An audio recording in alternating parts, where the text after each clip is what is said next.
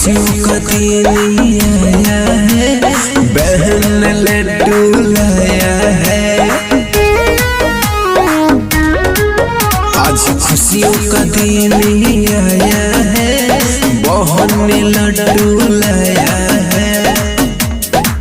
मेरी लाखों में बहना, मेरी प्यारी बहना, तुझको ना लगे किसी की नजर।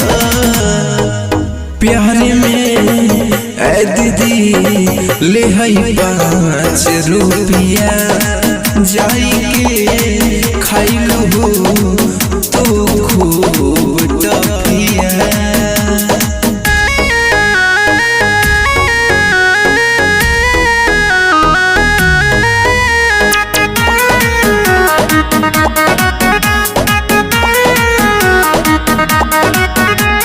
साल भर होके गरियालू, एक दिन खातिर प्यार जतावेलू।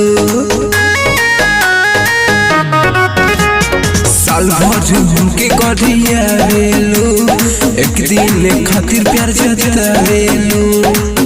मेरी प्यारी बहना, मेरी न्यारी बहना, तुझको ना लगे किसी की नजर।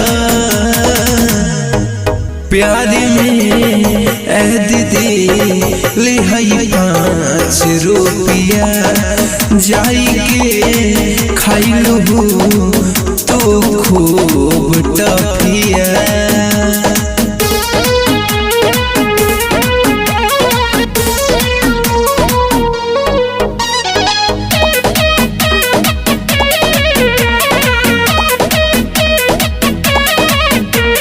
कपड़ा न हमर कचारत रहल, दिन रात हमके मारत रहल।